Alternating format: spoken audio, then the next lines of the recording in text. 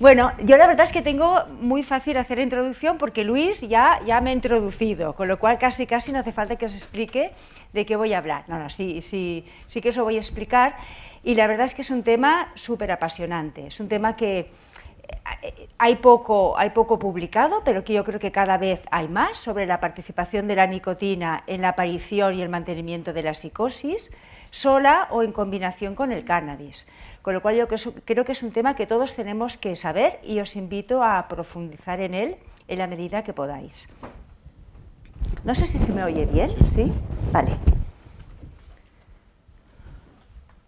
Bueno, en principio no tengo ningún conflicto de interés asociado a esta presentación y este es un poco el guión de mi presentación. Pondré 3 diapositivas para retomar el tema de Luis. Yo creo que son 3 de las que ya ha presentado él, pero también es verdad que las explicaré de otra manera. Luego empezaré ya con el tema de la relación entre el tabaco y psicosis y explicando de forma muy breve los estudios que hay, tanto a nivel prenatal como los estudios de cohortes en población adolescente y en primeros episodios psicóticos. Luego hablaré de la relación entre nicotina y cannabis, que yo creo que es el aspecto clave de la participación de la nicotina en la psicosis, enlazando con aspectos de neurobiología y, por último, explicar, porque hay estudios que dicen que la nicotina no produce psicosis, sino que al contrario, encima nos favorece la vida y que tiene un efecto beneficioso. Entonces, también hacer una pincelada de esos estudios. Y, por último, unas ideas para abrir el debate o para que os llevéis a casa.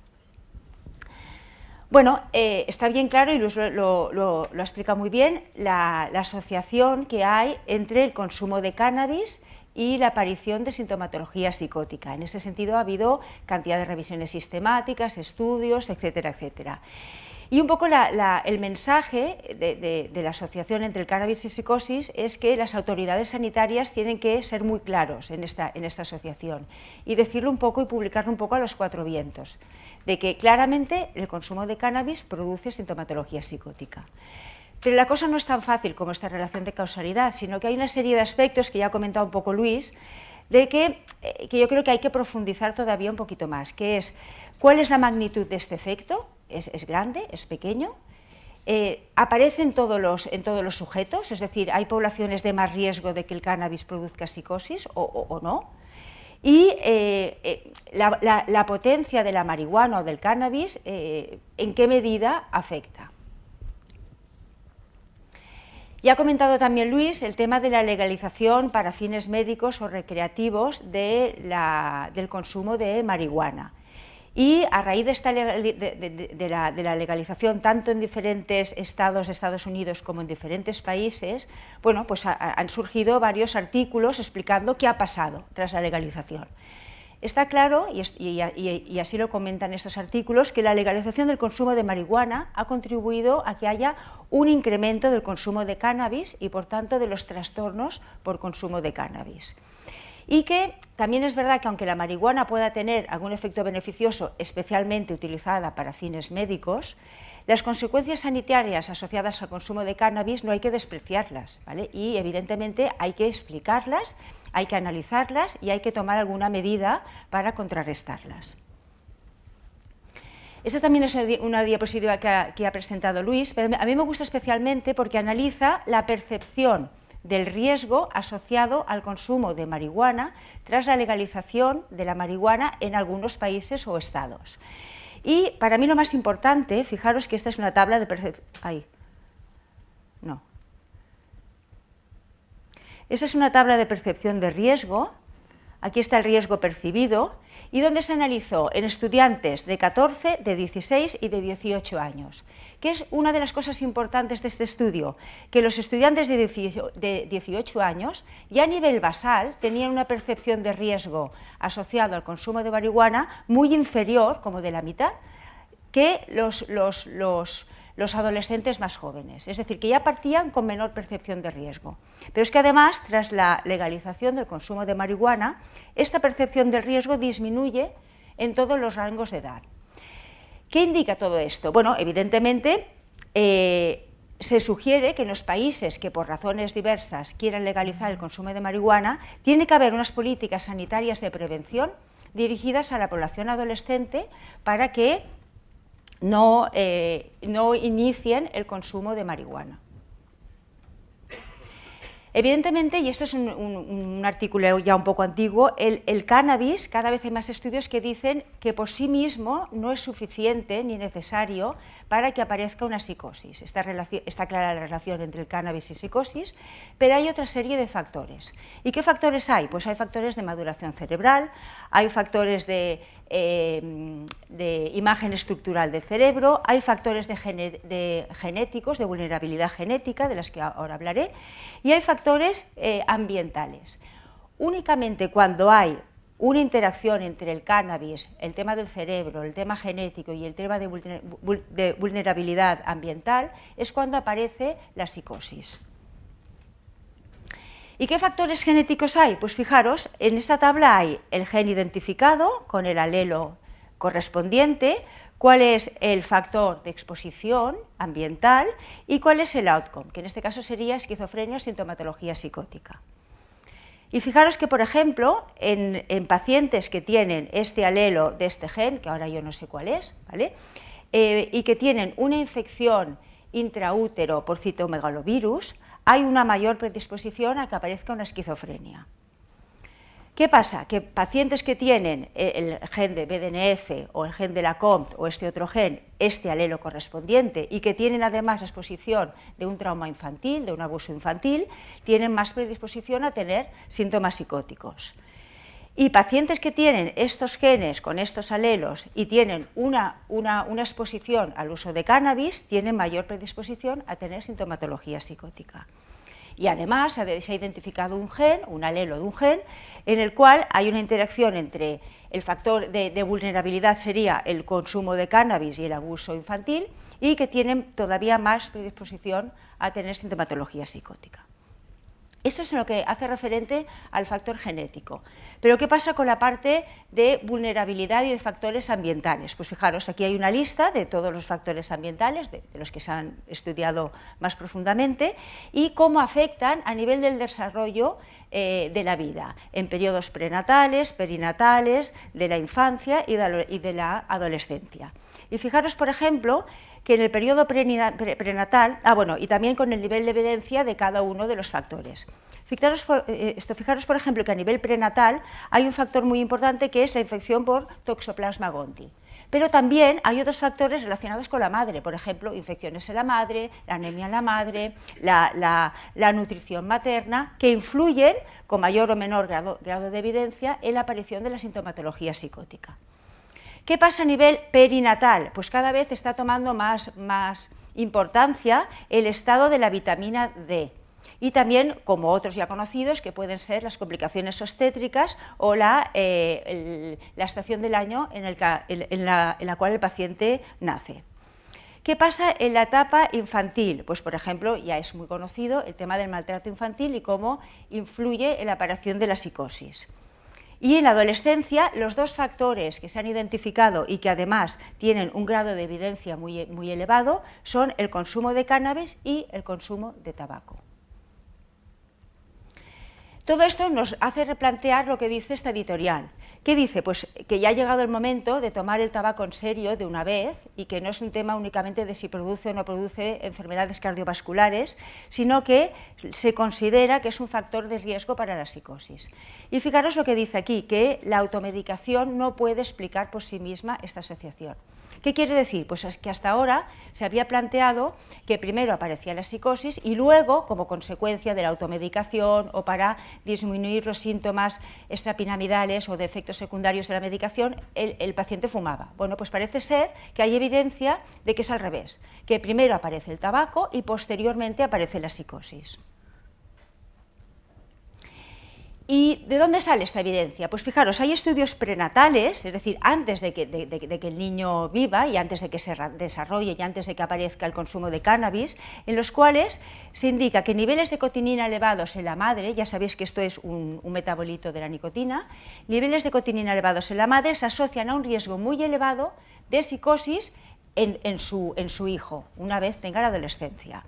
Y estos estudios sugieren que el fumar durante el embarazo estaría asociado a un mayor riesgo de psicosis.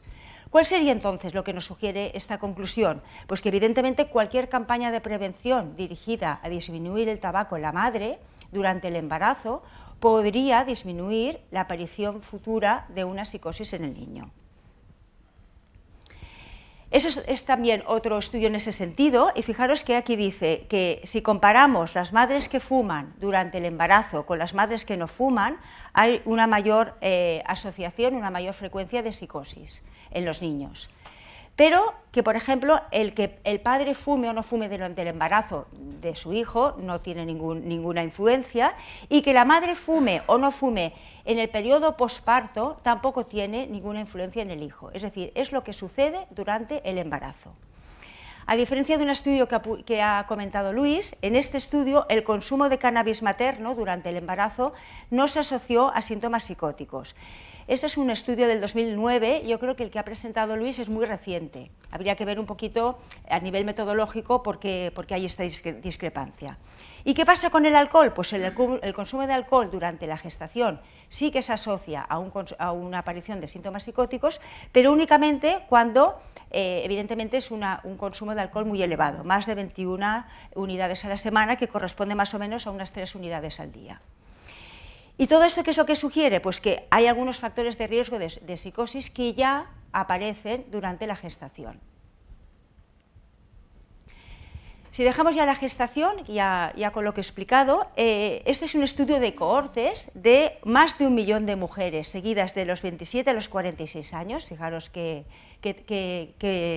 muestra, y 230.000 hombres seguidos de entre los 18 y los 26 años. Y se analizó cuál era la asociación entre la psicosis y el tabaco. Y fijaros que tanto en mujeres como en hombres, los valores absolutos indican que tanto en las mujeres que fumaban poco como que fumaban mucho había un mayor riesgo de psicosis. Y esto pasaba tanto en las mujeres como en los hombres. Pero es que además, cuando se ajustaba por el estado socioeconómico y por el estado y con el consumo de otras drogas previo, esta relación seguía siendo significativa. Es decir, claramente hay una asociación entre el tabaco y la aparición de síntomas psicóticos. Ese es un metaanálisis que me parece que incluyó 61 estudios, y aparte, que no os lo he traído aquí, de confirmar esta asociación entre el tabaco y la psicosis, hay una cosa muy interesante que dice que los pacientes que fuman presentan un avance de la presentación de la sintomatología psicótica. Y es bien sabido que, por ejemplo, cuando hay un consumo de cannabis o cuando hay un consumo de varias sustancias, que además es un efecto sumatorio, la aparición del primer episodio psicótico se adelanta en el tiempo. Bueno, pues parece ser que el tabaco también influye, ¿vale? No de forma significativa, no de forma muy evidente, es aproximadamente 1 año, pero bueno, yo creo que es un factor a tener en cuenta, porque si un primer episodio se aparece a los 15 años, pues entre los 15 y los 14 años, pues estamos ganando 1 año. Pero es que además, fijaros si es importante el tabaco en la adolescencia, que si el inicio del tabaco es a los 15 años o antes, la relación con la sintomatología psicótica es muy elevada, y además la presencia de sintomatología alucinatoria también. Y esto es comparable a lo que pasaría si el inicio del tabaco es entre los 16 y 21 años, es decir, un poco más tarde. ¿Qué quiere decir esto? Que cuanto antes empieza a fumar la persona, antes aparece la sintomatología psicótica, y esta además es de mayor gravedad, ¿vale? Con lo cual todavía nos insiste más en las políticas de prevención sanitaria. Otras cosas relacionando tabaco con psicosis. Bueno, hay una relación dosis-respuesta. A más cantidad de tabaco, más sintomatología psicótica, y además se adelanta en el tiempo. Y una cosa muy importante es que cuando el paciente dejaba de fumar, el riesgo se revertía, es decir, el riesgo era comparable a la gente que nunca había fumado. Eso es muy importante, porque esto quiere decir que cuando se deja de fumar con cualquier política de prevención sanitaria o de abordaje sanitario, disminuye el riesgo de psicosis.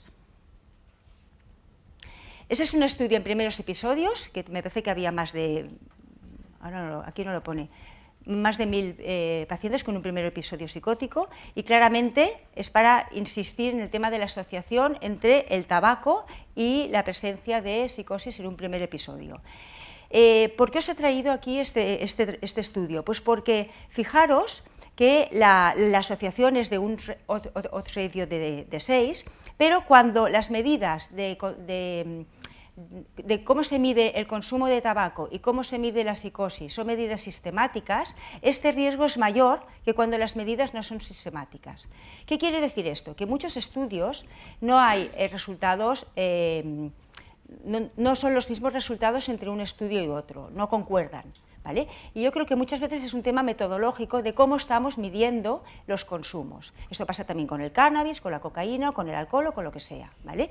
Pero fijaros que aquí yo creo que es el primer estudio que veo yo en que analiza la diferencia de riesgo entre medir las cosas de una manera o medirlas de otra manera.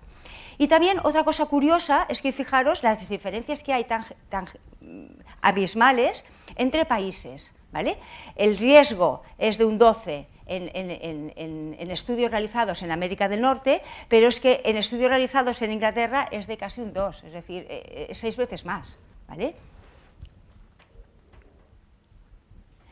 Bueno, y el tema del tabaco puedes diferenciarlo en varios fenotipos. Y fijaros en este estudio que analiza qué fenotipos tenemos de consumo de tabaco y cómo se pueden correlacionar con la aparición de esquizofrenia. Y analizaron 6 genotipos, si los pacientes habían fumado o no alguna vez, la edad de inicio del consumo del tabaco, el número de cigarrillos por día, la presencia o no de dependencia de nicotina y que el paciente sea un fumador actual o pasado. Y fijaros,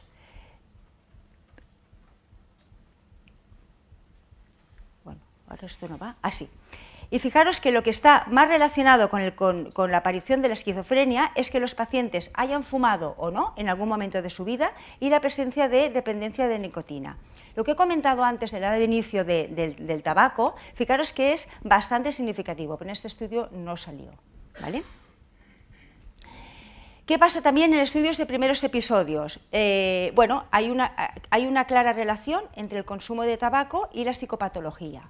Está claro que los pacientes que consumen cannabis tienen más sintomatología positiva, reflejada por una mayor puntuación en la escala PANSS, pero parece ser que los que consumen tabaco tienen mayor puntuación en la PANSS total, mayor puntuación en la sintomatología negativa, más síntomas positivos y más síntomas en la subescala de hostilidad y de excitación. Es decir, el consumo de tabaco claramente está afectando cómo se presenta la psicosis en nuestros pacientes.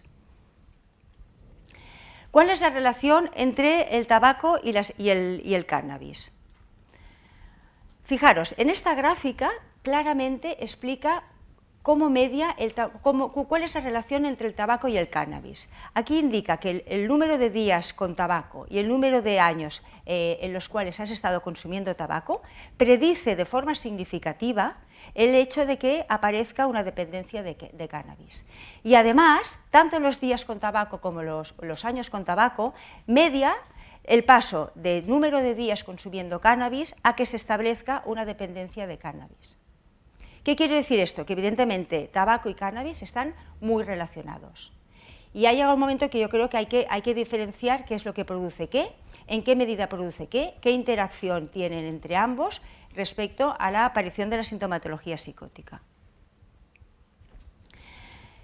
Otro estudio de relación, que el tabaco se asocia a un inicio más precoz del consumo de cannabis, a mayor frecuencia de consumo de cannabis y a una mayor frecuencia de trastorno por consumo de cannabis. Yo creo que el tabaco es la vía de entrada del consumo de muchas cosas, pero sobre todo del consumo de cannabis, con lo cual, evidentemente, si las políticas sanitarias se centran en que nuestros adolescentes no empiecen a fumar tabaco, creo que parte de esta relación entre el tabaco y el cannabis podría romperse. Y además, el efecto combinado del tabaco y de la marihuana empeora la estructura cerebral, en el sentido de que todavía disminuye más el volumen del hipocampo y altera todavía más la función cognitiva en base a alteraciones de memoria. Es decir, que las dos sustancias tienen un efecto aditivo sobre parte de las alteraciones cerebrales y cognitivas que aparecen en la esquizofrenia. Bueno, y ya para ir acabando, ¿cuál es el efecto beneficioso que tiene la nicotina? Pues este es un estudio ya antiguo del año 2003, en el cual, fijaros a qué conclusiones se llegó. el fumar durante las edades de 18 y 20 años está asociado a una menor tasa de desarrollo de esquizofrenia y había una relación lineal entre el número de cigarrillos y una menor tasa y un menor riesgo de esquizofrenia. Por lo menos los autores reconocen los efectos nocivos a nivel médico del tabaco, pero sí que dice que el tabaco tiene un efecto neuroprotector. Ahora comentaremos un poco este aspecto. También hay otro estudio que dice que aunque el riesgo de psicosis en la gente que consume tabaco y cannabis es elevado, la evidencia es mucho más robusta para el cannabis que para el tabaco, con lo cual, como si minimizaran un poco la influencia del tabaco, de la nicotina, en la aparición de la psicosis. Y este también es un artículo que salió en el año 2017 en el Medscape, que lo que dice es que ya es bien sabido que en la esquizofrenia hay una alteración del córtex prefrontal, en el sentido que hay una menor actividad. Bueno, pues parece ser, los autores sostienen, que la nicotina lo que haría sería mejorar esta alteración del córtex prefrontal y normalizarla. De ahí el efecto neuroprotector y antipsicótico que podrían decir que tendría el tabaco. Bueno, pero todo esto, ¿en qué se basa? Fijaros, esto acaba de salir, es de diciembre del año 2018, y fijaros en la parte derecha de esta gráfica, de esta figura, en la que dice cuál es la patofisiología de la esquizofrenia. Y fijaros, esto ya es muy conocido, que hay una alteración de la dopamina, que aumenta en unas áreas, disminuye en otras, y que esto da la sintomatología positiva, negativa, cognitiva, general, etcétera, etcétera, de la esquizofrenia. Pero hay también una alteración del glutamato, en el sentido que explicaría los déficits cognitivos. Un aumento del GABA, que también explicaría los déficits cognitivos, y una disminución de la acetilcolina, que también explicaría los déficits cognitivos. Hasta ahora es lo que todos sabemos. Pero, ¿qué es lo que haría la nicotina? La nicotina ya sabéis que es una sustancia exógena, pero que tiene receptores nicotínicos endógenos, a los cuales se fija. Bueno, pues esta revisión lo que indica y da evidencia que la nicotina lo que haría sería aumentar la dopamina en diversas áreas, con lo cual disminuiría la sintomatología negativa de estos pacientes, aumentaría el glutamato por un efecto de modulación a través del receptor nicotínico, disminuiría el GABA y aumentaría la acetilcolina, y todo ello mejoraría la cognición, ¿vale? Todo esto está muy bien y verdaderamente este artículo es digno de leer porque está súper bien explicado. Pero fijaros ya en una versión que hizo José de León, que ya sabéis que es un pope de la nicotina, junto con Manuel Gurpegui, y que explica que, bueno, que a lo mejor la nicotina tiene un efecto beneficioso en los síntomas de la esquizofrenia o en la automedicación para mejorar los efectos secundarios de la medicación. Pero que no perdamos de vista, primero, el tema de que la nicotina, el fumar, tiene otros efectos a nivel físico que no hay que desdeñar, y que además los estudios tienen factores de confusión que tampoco tenemos que desdeñar, ¿vale? Y que todavía no hay una línea clara sobre si es beneficioso o no es beneficioso. ¿Y cuáles son las conclusiones que también podemos ir debatiendo después? Bueno, para mí es muy importante que no perdamos de vista esto, ¿vale? Porque en algún momento de la mesa, o preparando la presentación, que si el tabaco es beneficioso o no, bueno, no, pero el tabaco da patología cardiovascular, da cáncer, etcétera, etcétera. Y durante muchos años nos hemos centrado en el hecho de que nuestros pacientes con esquizofrenia, por un tema de automedicación o porque se contagien en las unidades de hospitalización o por lo que sea, todos fuman, ¿vale? Y que esto explica la mayor morbimortalidad de estos pacientes. Esto es verdad, pero es verdad que también hemos perdido un poco de vista que cuándo empieza este consumo de tabaco, en qué momento de la vida empieza y cuál es la asociación con la esquizofrenia y con las sintomatologías psicóticos. En caso de demostrarse que el tabaco está relacionado con una aparición o con el empeoramiento de la esquizofrenia o de los síntomas psicóticos, verdaderamente habría que revisar la lista de enfermedades o de patologías asociadas al tabaquismo. Tampoco hay que perder de vista que hay factores genéticos o ambientales, como el trauma infantil, que pueden facilitar el consumo de tabaco y, cómo no, y de cannabis y el riesgo de psicosis. Y, evidentemente, ¿cuál ha sido la evidencia que os he traído aquí? Que hay que disminuir el consumo de tabaco, que las políticas sanitarias tienen que ir dirigidas a disminuir el consumo de tabaco. ¿En qué poblaciones? Pues fundamentalmente en pacientes con un elevado riesgo de psicosis o con un primer episodio, por el posible efecto de revertir el riesgo. Y en poblaciones de mujeres embarazadas, también por el posible riesgo que haya sobre el feto. Pero evidentemente hay que analizar más profundamente esta relación que os he ido comentando en esta presentación. Gracias.